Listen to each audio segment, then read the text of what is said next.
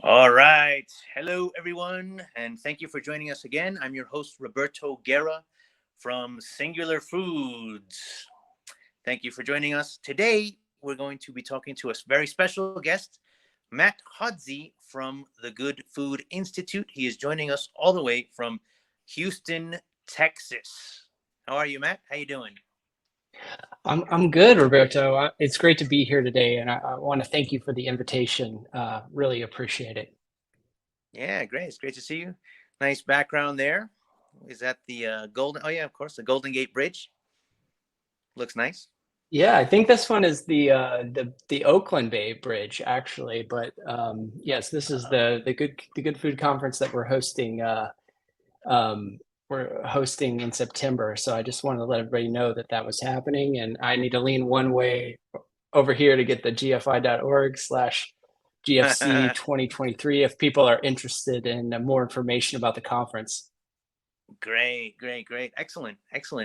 So, Matt, tell us a little bit about, for those who don't know, tell us about yourself and how you ended up working with the Good Food Institute, and then go ahead and tell us about the Good Food Institute and how it's helping to basically change the world. Go ahead. Yeah, so I just actually really just started with the Good Food Institute last September. It feels like it simultaneously has happened really quickly, and also there's been a million years since then. But I come from an environmental engineering background, specifically around nanotechnology and water treatment, and trying to solve problems. A lot of times in water treatment, we're trying to solve problems that are at the end of the pipe. So the problem has already existed, and then we're at the end of the treatment train, trying to make sure that people are not drinking water that's polluted, or other problems that environmental engineers deal with. And so when the opportunity arose to come help this team, this exceptional team at GFI, I was excited by it because at GFI, we really are working on these problems, these environmental problems, but more on an upstream scale. So we're looking at how do we get to the root of the issue and really solve that so that we don't have the issue downstream at the end of the pipe, either like high water usage, so there is no water available, like we're seeing out in like the Colorado River Basin, for example, or the big one in the room, which is the carbon footprint of industrial animal agriculture, and how a shift to alternative proteins, which is a big push by the Good Food Institute, can help us reach our climate goals. Okay, great. Yeah, can you give us a little more detail about that? How is it, for those who aren't really familiar, how is it that our diet ties into the water crisis and the environmental crisis, and how exactly is GFI working to improve that problem? Yeah, well, first of all, I want to make sure I mention that we're a nonprofit. We're not an industry trade group or any of other things you can think of. We run completely on donations of people that are concerned about the future of our planet, the future of the environment, so really putting a dent in the carbon footprint of food. But to your point, food is connected, especially industrial animal agriculture, is very much connected to carbon, a large carbon footprint, because it takes a lot of food to grow an animal. And so the most logical way to think about it is for me at least, is like you're growing a chicken, you're growing an entire chicken, right? But a lot of that chicken ends up getting wasted, right? So you end up, I believe it's about 1 calorie in, or you put 8 calories in to get 1 calorie out of the chicken. And so all of those other 7 calories are just the leftover parts of the chicken that we don't use, and that the chicken used during its lifetime to just live and breathe and other things like that. So if you can imagine a system where you're throwing away 7 things for every one thing that you're getting, that's chicken, and beef and pork are actually worse in terms of the amount of calories we have to put in to get 1 calorie out of animal grown meat. Yeah. So as you can imagine, that has high environmental implications if you're multiplying every calorie by 8 times. Yeah, definitely. So what exactly is it that GFI does around the world to change that situation? Does it you try to convince people in general to change their diet, or is it at a higher level? Yeah, yeah. Well, there are three main, I would call, like, action arms of GFI. One, where the part of the team I come from is the science and technology team, and we're really working on what are the technology and workforce problems that we have in the alternative protein space that we can really try to solve by writing white papers, collaborating with researchers, encouraging researchers to apply for research grants. We also have our own grant program that we provide researchers to do research in the alternative protein space. We have a wonderful program called the Alt Protein Project, which has received over 50 applications. The applications just closed recently, but 50 applications from primarily undergrads at universities who want to start chapters at their university and encourage professors to give classes on alternative proteins, etc. And then going back to the higher level, we have a corporate engagement team that works with industry members interested, probably some on this call, interested into shifting into the alternative protein space. The corporate engagement team would probably be the first, point of engagement. And so they interface and produce reports and other things that are just generally helpful to industry all the way down to startups, right? And then the third, like, higher level arm of GFI is the policy arm. So we have policy groups in many different countries that work with legislators, work with people that are making policy, to educate them on the benefits of this technology and how investing in infrastructure, research, workforce in terms of alternative proteins can pay immense dividends in terms of the benefits to their economy, the benefits to the environment. There are just so many wins to be had, and all we're doing is getting out there. We just want to see this space grow. We're not necessarily advocating for one company or another. We're an open source of information for everyone out there that wants to learn more about the space and potentially enter the space. Great, great, great. There's a lot of things happening recently, a lot of developments because plant-based has been around for a while now. It's no secret, but there've been a lot of new developments, especially in the area of cultivated meat. And Mhm. why do you think? Yeah, can you tell me a little bit about cultivated meat since you're in the science area, and how is it different? How is cultivated meat different environmentally from, say, plant-based meat? And Mhm. yeah, why is it such a positive thing also, cultivated meat? Because a lot of people, they say, oh, we should encourage people not, to just stay away from meat in general and just eat, Mhm. plant-based foods. But there's a different argument. What's your take on cultivated meat, and why Yeah. do you think it's such a positive move? Well, I mean, I think part of it is, what's more difficult? I mean, I ask myself the question is like, what's more difficult to change? Like the entire culture of a country or the engineering systems about how we create our food, right? Um, I would venture to guess that the engineering systems around how we create our food are actually easier to change than the cultural expectations around Yeah. food. So, I mean, the example I can think of is like in the United States, like that's where I live, that's where I grew up. People love to cook, they love to cook out, they love to grill, they love to have hamburgers and hot dogs on 4th of July, Memorial Day.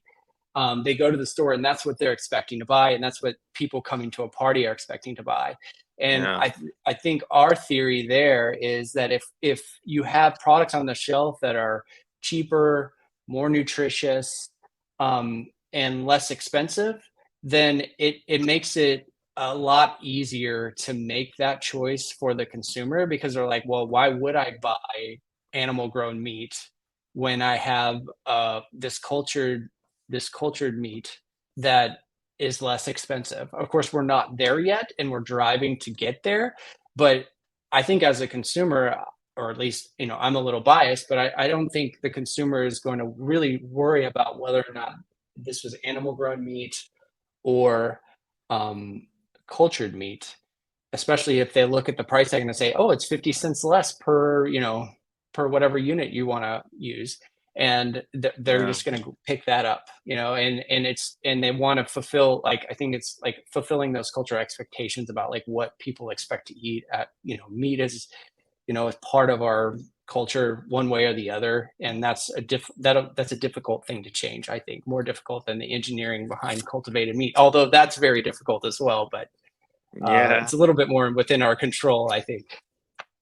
Yeah, definitely. Yeah, and it's astounding. I saw the some of the stats, if using solar energy, cultivated meat would, it would reduce emissions, what is it, compared to traditional meat by like 95%, and the water footprint Yeah, would be, um yeah. I mean, so much lower.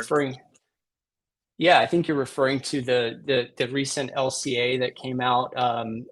Some of my colleagues, including Dr. Elliot Schwartz, uh, produced this LCA, and I have some of the numbers written down here, but like, for example, you can look at cultivated meats. Like when it comes to chicken, cultivated meat requires 64 to 90% less land, depending on the type of meat. And then if you Yeah. look at beef specifically, it's up to 90%.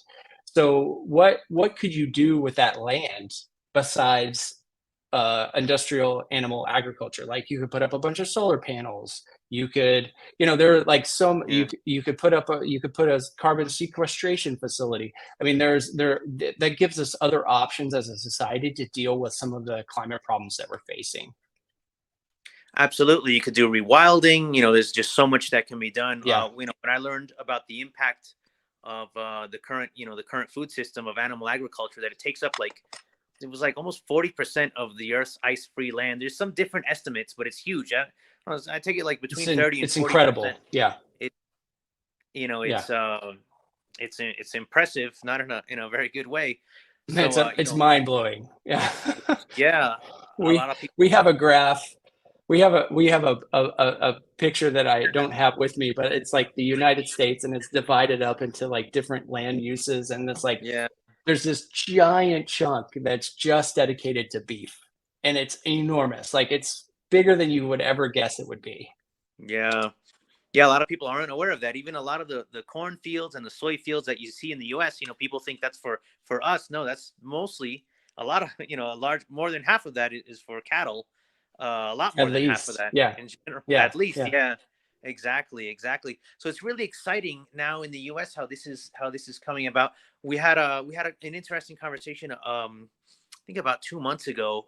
Here we had an open talk yeah, with a few people from the cultivated meat sector. We spoke to Eric Jankuski, he's the co-founder of Matrix Meat Technologies. We had a very interesting conversation with him, and since then it seems like it's moved forward a lot. The cultivated meat sector there in the U.S.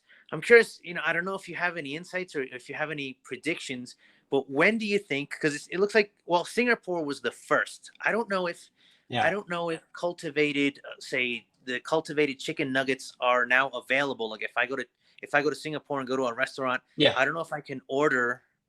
You can, yeah. You can't. Great. Great, great. Yeah. How long do you think? I don't know if you have any insights. I don't know. Like, do you think maybe is it possible that by this time next year you can maybe I don't know, at least buy in some areas cultivated meat in the U.S. I don't know how long the process takes. It seems like it's moving now. It's finally like I keep hearing news that it's Yeah. advanced more, but I don't know. What do you think? I mean, I have to say, this is not my area of expertise, and so my Okay. prediction would probably not be worth a ton. Mm, But I can say that I've observed just in my short time with the Good Food Institute, I have seen a a really high ramp up acceleration of activity in this area. We've got these two approvals in the United States, for example, and that was a huge barrier to entry, right? And so now that mm, other now that other companies see that that's been done, then the risk for investors is lower, right? Because the yeah. investors are sitting there and going, the VCs are saying, well, this hasn't even been approved. So, okay, well, now we've got the federal government coming in and saying, I think we're good to go here. Um, and they're not necessarily ready to sell it in the restaurants. And of course, when it gets there, it will be expensive. It's expensive in Singapore. Yeah. But I mean, going back to what we were talking about earlier about the environmental implications of this, of animal grown meat, um, I think society is placing a higher and higher price on environment. What we used to call, and I guess we still call them, environmental externalities, right? Things that wouldn't be accounted for in the price of a system. We're capturing those more and more, especially as it relates to carbon. And so if you just look at those numbers we reviewed earlier about the difference in the the impact of cultivated meat versus animal grown meat, you'll see that like eventually the economics, if society continues to value things at that level, which I only imagine it's going to go up in terms of the price of environmental pollution, carbon. There's I don't imagine a scenario where that's going to go down. So if you can scale up and solve the technological challenges around cultivated meat, it's going to naturally be a winner, because it's just going to cost too much to have industrial animal agriculture in place. Um, and the LCAs we've recently published I think, have borne that out, even in the most aggressive scenarios, saying that industrial animal agriculture will be like absolutely a superstar at cutting its carbon here or there and all over the place. Cultivated meat still is outshining animal grown meat in those categories. So I think I don't have a prediction, but I do feel like things are accelerating rather rapidly, and that we're Yeah. starting to move up that adoption curve pretty Yeah. fast. That's great. Yeah, I'm looking forward to it. And usually the U.S. Things a lot of things start in the U.S. and then trickle, into other areas. So I'm imagining after the U.S., maybe Europe would be next, and then from there, Hmm. who knows? It should start going all over the place. I know at Hmm. first, obviously, there will always be people who are reluctant, like, oh, that's not natural or whatever. Like, but it's our current system isn't exactly natural either. I think it's pretty far from it. Uh, Yes. Yeah. but I think over time, it'll become like the norm, right? And then, Hmm. we'll see what happens over the next few decades. Maybe people will start to say, oh, wow, people used to actually eat meat from like they actually used to kill the animal and everything and eat the actual meat. Hmm. Like, wow, that's strange, whatever. So, I think so it'll we'll be see what. surprising to people in the future. Yes. Yeah, exactly, exactly. So they're pretty exciting times. We had a talk a few weeks ago, was it last month, about artificial intelligence and how that will be Hmm. affecting the current alternative proteins sector. So I was curious to hear your take as well. Yeah, we spoke with a few people in the in the last webinar. So how do you think the current breakthroughs? We have two major breakthroughs now that suddenly not only it seems to just they didn't come out of nowhere, but it seems like they just exploded just this year so far, and that is cultivated Hmm. meat and artificial intelligence, which they Yeah. sound like they're two very different things, but they can Hmm. also intertwine and work together. um, to help. I think Mhm. what we spoke about last time, how artificial intelligence can help the plant-based and the cultivated meat sector. I don't know. What are your thoughts? Do you think that there is, that it can actually help accelerate, in the area of cultivated meat? Last time we spoke to, it was Santosh Kumar of the Live Mhm. Green Company, which Mhm. is based in the U.S., but they're international. And we also spoke to Sam Tucker of Veg Catalyst, who has his own system. So yeah, I was curious to hear your thoughts on that, Matt. How this technology will affect the alt protein food sector. Yeah, yeah. I mean, first of all, I want to apologize for missing that panel. My apologies. It's part of the reason I'm here today. So Yeah, apologies to you, Roberto, and anyone who tuned into that. But I've that's done all the right. our You got team. the Our team spotlight. You has got the done. spotlight. So today, so no. It was really just a selfish move. I don't like to share the stage. Sure, sure. Um, our team has done a little bit of thinking about artificial intelligence, and and I would encourage people to follow and I'm going to tell you right away that I'm taking some of my cues from and from some of my knowledge from people like Ezra Klein, who has done a lot of reporting on the Sure. development of artificial intelligence. I also love some of the thoughts recently published by Cal Newport in the New Yorker. Those are great sources of like rational thought about artificial intelligence, especially Okay. related to the capabilities of chat gtp. So what we're talking about here is not chat gtp, but thinking about artificial intelligence and alternative proteins. I think one of the things that is perceived as a drawback of alternative proteins, let's say especially plant-based meat, is the processed nature of the product. However, I believe that actually can be a advantage. It can be turned into an advantage because animal grown meat is processed in its own way, but there are not steps in there where they're not adding a bunch of ingredients to animal grown meat. That's not part of their scaled up processes, right?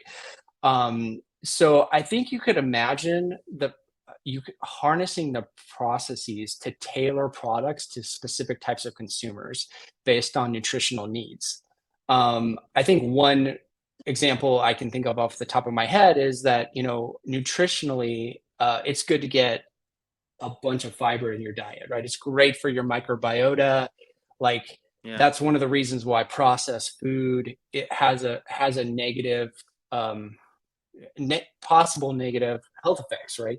Because you're processing out all of these more like fibrous things, and your microbiota are not happy, and that leads to all kinds of downstream effects in your body.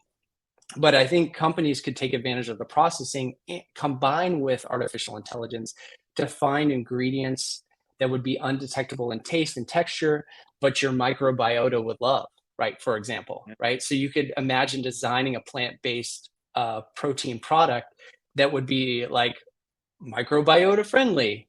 And so because personally, I don't think it's necessarily about the processing. It's more about the processing as a proxy for other problems like added sugar or lack of fiber.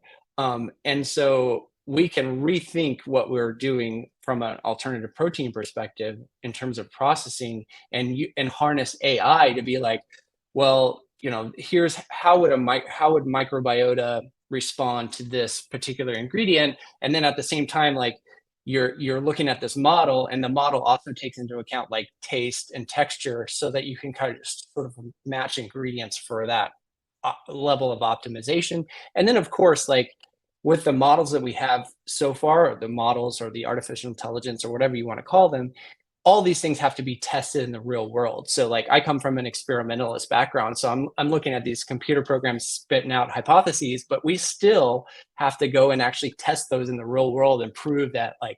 So I don't people are concerned about jobs and massive disruption, but like I think there's a lot of like physical things we still have to do. It's not like the computer has like arms and test tubes that it can like run, and feed Uh, samples to people.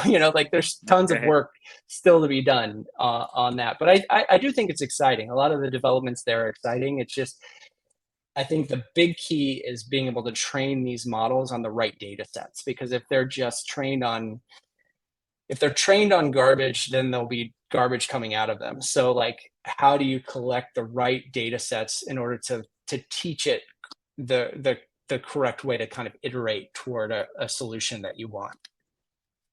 Okay. Okay. That's interesting. Yeah. So there's still a lot of work to be done. I'm curious. Right now, artificial intelligence is relatively primitive compared to how it might look, 5 years from now or Mm-hmm. 10 years from now. I think it's interesting that maybe we could train artificial intelligence to train other artificial intelligence. Well, that's a whole wormhole. You Yeah, start going, you know what I yeah. mean? That's like that's where my qualifications definitely go out the window. And I would encourage anybody interested in these areas, like I would encourage people to look into some of the like Ezra Klein with the New York Times, like he's been doing a lot of great things looking into this and asking very open-ended questions, because I don't think anybody really knows the answer about like where this is all going to land. Yeah. Um, but I think it's something worth, like, as anybody in the knowledge space, like just as a knowledge worker, I think it's something to keep up with, and then finding tools that will like help you do your job better, as opposed to like worrying about just sort of like, well, the stream is flowing this direction. I'm not going to try to swim upstream against this thing that's going to happen probably inevitably. That's not the Yeah. approach to take, right? It's like, how do I take this into my work and make my work better, and how can these tools take things off my plate that maybe I don't really want to be doing anyway? Yeah, definitely, definitely. Yeah, you gotta embrace it. I mean, there's no running from it. You can run, but you can't hide. So you might as well. Well, hopefully it's not the singularity, but we won't get into that in this conversation. Roberto, are you there?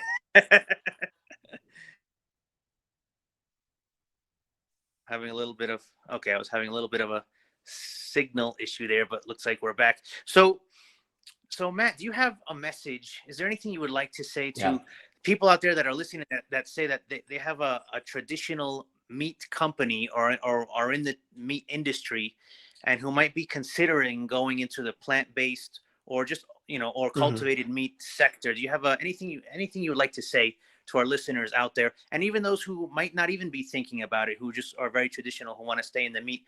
Anything Yeah. that you can tell them to maybe get them to change their mind.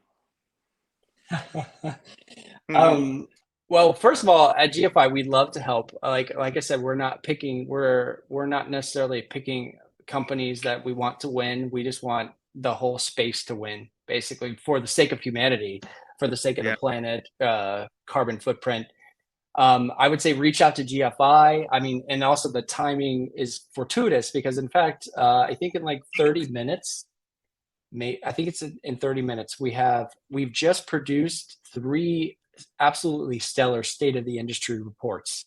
One is on fermentation, one is on plant-based meat, the other one is on cultivated meat. And that cultivated meat we have a series of webinars, one on each. I believe the cultivated meat webinar is in 30 minutes. And so if anybody's really interested in Great. learning a little bit more about cultivated meat, you could go to gfi.org/events and register and get the links for those. And I'm sure if you just register and you can't attend, I'm sure the recording will also be available later on. You could also just download the report and read through it. But we put a massive amount of staff effort and across the policy team, the corporate engagement team, the science and technology team. We all contribute to these reports and try to make them the very best gold standard of what's going on in these three, what we call pillar technology areas. So I would encourage people to go there, especially if you're in industry. That's a great place to start, to try to look for companies that are in the space, opportunities, because we point out white spaces in technology. We point out white spaces in the market. So great place to start for sure. Excellent, excellent. Yeah, you know what? I didn't know that, so I'm going to sign up now after we finish. I won't watch it live. I won't get the chance, but I'll definitely Yeah. watch it later. So for those of you watching, there you go. If you want to learn more and continue the discussion, or just learn, go ahead. There you go. So thank you so much, Matt. I really appreciate it. Thank you, Roberto. Thank you for your wonderful insights, and great. We had a good conversation, and I look forward to speaking to you again Yeah. in the future. So I'm Roberto Guerra from Singular Foods. For those who have been watching, I hope you enjoyed. I hope you learned something, and feel free to contact either of us on LinkedIn.